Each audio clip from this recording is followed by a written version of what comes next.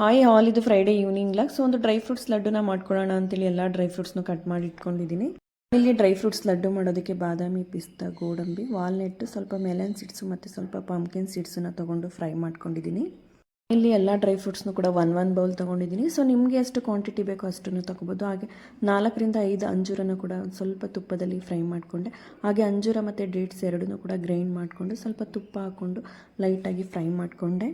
Fry ಮಾಡಿ ಇಟ್ಕೊಂಡಿರೋಂಥ dry ಫ್ರೂಟ್ಸ್ನ ಸೇರಿಸ್ಕೊಂಡು mix ಮಾಡಿಕೊಂಡು ಉಂಡೆಗಳನ್ನ ಮಾಡ್ಕೊತಾ ಇದ್ದೀನಿ. ಸೊ ನಾವು ಈ ಥರ ರೆಡಿ ಮಾಡಿ ಇಟ್ಕೊಳ್ಳೋದ್ರಿಂದ ಮಕ್ಕಳಿಗೆ ಡೈಲಿ ಸ್ಕೂಲ್ಗೆ ಸ್ನ್ಯಾಕ್ಸಿಗೆ ಕೊಡ್ಬೋದು. ಹಾಗೆ ಡ್ರೈ ಫ್ರೂಟ್ಸು ರೆಗ್ಯುಲರಾಗಿ ಮಾರ್ನಿಂಗ್ ಟೈಮು ಕೊಡೋಕ್ಕಾಗಲ್ಲ, ಒಂದೊಂದು ದಿನ ಮರ್ತೋಗುತ್ತೆ. ಆ ಟೈಮಲ್ಲಿ ಈ ಥರ ಮಾಡಿಟ್ಕೊಂಡ್ರೆ ನಾವು ರೆಗ್ಯುಲರಾಗಿ ಕೊಡ್ಬೋದು ಅಂತೇಳಿ ನಾನು ಈ ಥರ ಮಾಡಿಟ್ಕೊಂಡಿದ್ದೀನಿ. ಮಕ್ಕಳಿರೋರು ಮಾತ್ರನೇ ಮಾಡಿಟ್ಕೋಬೇಕು ಅನ್ನೋದೇನಿಲ್ಲ. ಸೊ ದೊಡ್ಡವರು ಕೂಡ ರೆಗ್ಯುಲರಾಗಿ ಯೂಸ್ ಮಾಡ್ತೀನಿ ಡ್ರೈ ಫ್ರೂಟ್ಸ್ ಅನ್ನೋರು ಈ ಥರ ಮಾಡಿಟ್ಕೋಬೋದು. ಹಾಗೆ ಪ್ರೆಗ್ನೆಂಟ್ ಲೇಡಿಗಳಿಗೂ ಕೂಡ ತುಂಬಾ ಯೂಸ್ ಆಗುತ್ತೆ. ಸೊ ತುಂಬಾ ಚೆನ್ನಾಗಿತ್ತು, ನೀವು ಕೂಡ ಟ್ರೈ ಮಾಡಿ ನೋಡಿ. Thank you all.